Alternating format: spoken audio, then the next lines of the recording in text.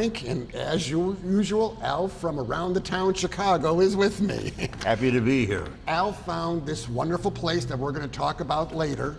And But let's talk about it a little now, just so Okay, people just a know little bit. about this wonderful place before.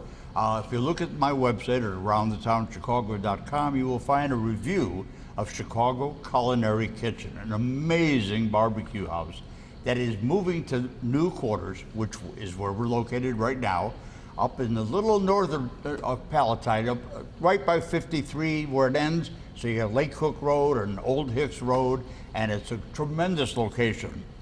And we'll show you more about it later.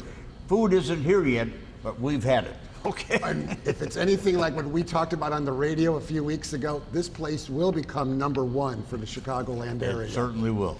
Now we can talk to our great new guests. And I found a place that I love, and you're all going to love this too. So I'm going to give it to Al because he was the Christopher Columbus who discovered this place. Thank you, Frank. I am here with Christina, right? Yep. And Greg, and it's Guardo? Gardbo. Gardbo. Wow, you just made it sound like we were Spanish. Yeah, Not that there's nothing wrong with that, but yeah, well, no, neither. That name's Scandinavian. Yeah, The Scandinavian. the two A's. Sure, Scandinavian. Okay, so they are the owners of Chicago Culinary Kitchen. We are in their new location. They've been around for, how long have they been around?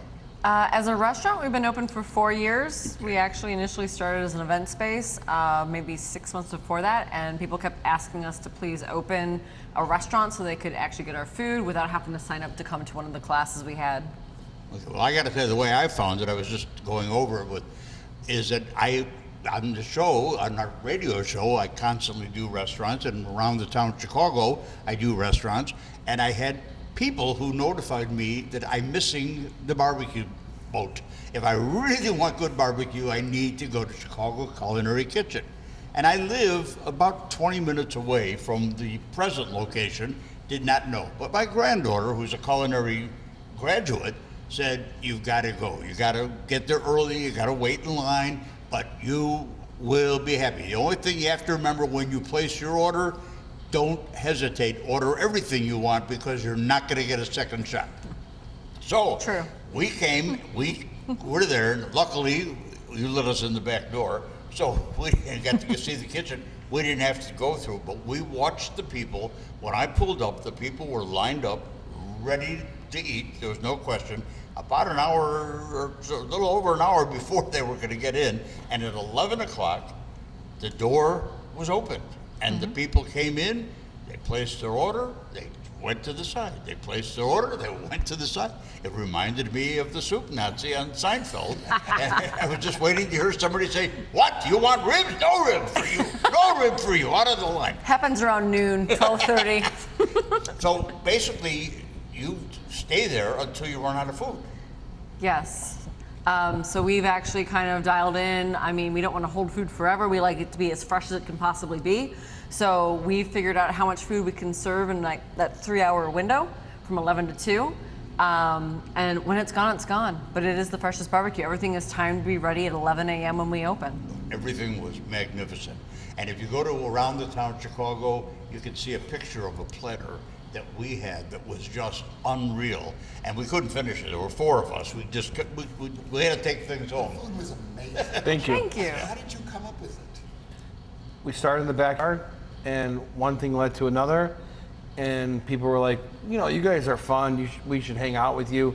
You know, like, you guys ever consider about doing this, you know, professionally?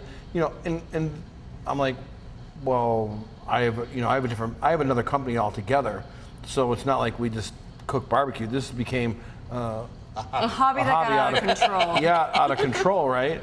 So people were like, well, you should do this, whatever. And then, so we actually found a little space right there where you guys were at. And we were doing catering out of there and everything else.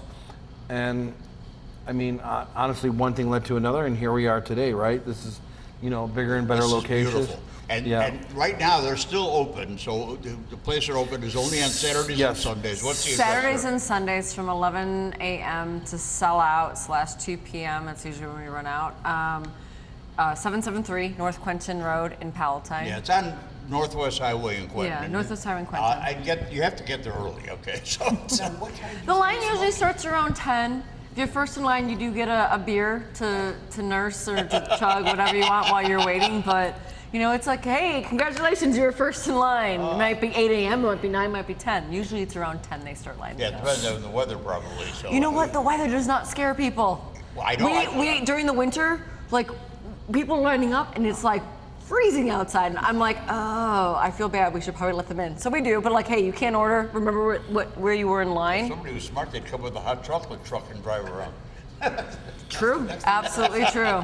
So we start, so Saturday morning, the kitchen starts at 6:30 a.m. That's when ribs and chicken go in. Brisket and pork was put in the night before, thus being cooked, so that's ready to go then. So that's how that works then, as far as cooking. I'm a brisket lover. Yeah. And I love smoked brisket. Yours was so moist. Some of them are like leather. Yours was Yeah, it was- just fall in your mouth perfect, and the flavor was not overpowering. So what type of wood are you using? So we're using cherry wood. That's the wood that we use. Or cherry and apple, we call it chapel. But for the most part, Fruit we're, woods. yeah, fruit woods. So if we were in Texas, we would be using a post oak. But Christine and I both feel that the post oak is very acrid. So if you've ever ate barbecue and like 2 days later, you're burping and you're like, I'm still eating barbecue 2 days the later. smoke. Yeah, it's the smoke. So with the cherry wood, it's a nice light flavor, and I think it works really well with our meats. 'Cause I We noticed- also like to make sure we start with a quality product because you can't start with something that's not good and make it good unless you're going to pour a lot of sauce on it or something like that. Like we do Texas style because we like the meat to speak for itself, and anything we do to that meat, we're just trying to complement the actual meat flavor. So we are big proprietors of certified Angus beef. We're actually brand ambassadors. It's a really good quality product. They have specifications to make it into their actual brand that a lot of places don't. So, I mean, you got to start with something that's quality if you want to. And that goes all the way through from our chicken. Yeah. I mean, we're using Miller chickens. They're Amish raised chickens. From our pork to everything that we use, everything is top of the line. So you may pay a little bit more, but because we're paying more for it. But if you want that quality, that's what you're going to get from us. Everything we ate What was speaks for the unbelievable. fact that people line up so early. I remember Al telling me, "Oh yeah, you got to get there early." And of course, I get lost. Like it's so easy. Well, you get lost pretty easy. And I was across the street, and then he says, "No, come on up the other side." So I finally get there, and I see this line of people, and I go, "What is this for?" And I came in through your back door, and it was just unbelievable. The smells were just wonderful. Thank you. And you are a fashion designer. Are you a fashionista? I like to dress up, rockabilly, barbecue. It's just fun. Like, you know what? Every day is a new adventure. And you just gotta embrace life and have fun with it. When I saw you serving these people and bringing these trays out in high heels and never slipping once, I'm going, Had lots of practice. She's been doing it a while. So now we're going to be opening up sometime in June. We're hoping sometime in June. We just got the approval from the village. This is a lot bigger. This is 3 times bigger. And And then we have the patio. patio. Plus the patio. Which- Patio on the side, which is magnificent. Thank you. So all in all, I think it's about 4 times the size of the other did you have place. longer hours then? Yeah. We'll be open from about 11 to 8 or 11 to 9, depending on the day. Wednesday through Sunday. We have a great bar here, but we're not like a bar. We're barbecue that has a bar. We're not a bar that has barbecue. I love that. Yeah. Yeah. So we're always about the food, and let's say the alcohol or the libations come in later on down the road. So, but the same emphasis on the food will go into the drinks as well here. Now, you were talking about that you're actually more than just barbecue. We are.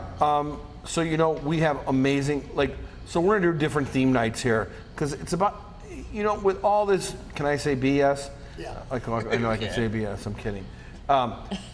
So with all this crap that went on the last, whatever, we want people to have fun. We always do. That's what it's about. It's like you coming to our house. We want to have a party here with you. Like, we want you to be in a party atmosphere. And I don't mean like a rave party. I mean like a party where you're talking to your neighbor, whatever. We don't have TVs here. We'll have a video screen that will play odd cartoons and fun slapstick, Three Stooges and stuff like that. But it's about having fun, and that's what we want people to talk to their neighbors. It's communal. It's community. That's what barbecue is all about. Well, you know the amazing thing, when you guys brought the platter out for us, everybody wanted to take a picture of the Of course they did. Everybody who was lined up waiting for their food came over and said, "Can we take a picture of your food?" And that platter is not on your menu. No, it's no. all a la carte. And so if you order a bunch of things to share, it comes out on one platter. That way you can kind of pick and choose what you want to eat and like taste different things with whoever you came with. So when you say we're not just barbecue, when we first opened the restaurant, we were looking at all the things, and we've traveled the world for food and for wine and beer and like just to experience everything and all the different cultures. But when we were trying to put together Chicago Culinary Kitchen, we were looking at all these things we want to do, and the menu kept growing. And so I made him promise, we'll do Texas barbecue just like we used to do in the backyard, and that's a set menu. And I said, you can do whatever specials you want on Saturday and Sunday. It can be a barbecue from another culture, like Peking duck or Korean, or it could be burgers, it could be tacos, I don't care. Simple menu, specials, whatever you want. And hence Chicago Culinary Kitchen. It's not like Greg and Christina's barbecue place. So, I mean, we have the ability to do whatever we want. And we like to share things that we love and cultures we love. I'm fickle when it comes to food. Like, I'll go down a rabbit hole on certain cultures, and I'm like, this is what I want to do right now. So, especially if it's Mexican food, we'll get up and we'll go like this. Let's go to Mexico City. We went to Mexico City. We went to Puebla, right? Let's go learn how to make tacos pastor. But let's taste it. Let's see how it is from the original part. And either A, can we make this better, or B, can we just understand what it's all about and be experiencing the culture that way? And then bring it home to show it Yeah. with everybody else so they can experience the traditional. So I see your sign that says pizza on that wall. That's coming. That's coming? So you're going to get the inside. So we took the space 2 doors down. That is going to be the bakery, which we'll be doing donuts and pizza, and we'll have some high-end stuff coming out of there as well. But that's really coming down the queue pretty fast, though. Where did you get your background in culinary? Well, I'm a creative. So if you see everything that's in here, I made anything that's kind of done with my hands here. I made everything here. Between Christina and I, we designed everything in here. We didn't have a designer come in and say, hey, let's do this. No, this is welcome to my nightmare, basically, right? So It's true. It changed a lot of times like over your the course. party room. it is. This is your family room? This is my family room. This is what I want. It's like you giving me, I asked her at the beginning of this, I'm like, hey, so if you have any input with this, let me know, because I'm going to run wild with this. And she's like, go to town, do what you do. And I'm like, that's how the best results happen usually. We started entertaining in our home and in our backyard, which led us into catering, into an event space, into the barbecue restaurant. And we really wanted a place that could be just an extension of our home, where we could come and entertain and cook and have fun with people, but not have to clean it up before we go to bed. So, so basically, this is an extension of our home, and we're inviting people into our home to experience, just what we want to share with people. I love it. And see, I can't wait for this place to open. Yeah. I'm a foodie, and I love entertaining. Yeah. And our producer will tell you that Sundays at my house, it's being Italian, it's always 6 to 12 people coming over, and we're doing different foods. Yeah. My mother was a chef, and she was cordon bleu trained, so I learned it from her. And the only thing is, I don't like baking because that's precise. I like the other stuff. It's a science. That's It's why a science. I don't come in with that. That's my job. I'm the numbers person. See, you're the science. I'm the guy. science I'm the and the type that numbers. likes to add flavors, subtract, and come up with something. Right, a little bit of this, a little bit of that, that's how it My works. grandmother And you always might- did it. Just a handful. Yeah, I took yeah. her recipes once and I read them and I said, it says a handful. What? My hand is not the same size as your hand. Pinch or a punch, right? That's the way it was. And growing up, being an Italian, people always came over on Sunday, and there was never such a thing as not enough food. You just throw more pasta in, and that was it. And my mom would say to the kids, "You already ate, didn't you?" And we all got the eyes, so we knew. Oh yeah, we're full. And so the adults could eat, and that's the way things were growing up. That's why I love food so much. But that's the way things should be, I think that we're Christina's from a different generation than, like, let's say we are. Well, your generation is. I'm the oldest. Yeah, I'm just kidding, but whatever, you know. But you know, this is like my bedroom back in like the 70s. You know, I mean, I had rock posters, I had fluorescent lights, I had all this. You know, it was a cool place. I had, you know, a Marantz stereo. You know what I'm saying? We play cassettes and records and all that other stuff. And that's what, you know, I want people, that's why we don't have TVs here as well. You know, when we go to Europe, you know, you go to a little bar or a pub, there's no TVs in there, right? And guess what you have to do? You have to talk to the person next to you. You have to communicate. And that's what a really big thing that was in our heart, we felt that was missing or whatever. You know, you go to a restaurant, even if a nice restaurant, right? Name names, whatever, steak joints, blah, blah, blah. And the TV's up there and you're like this. And you're watching sports or watching whatever, and I'm like this.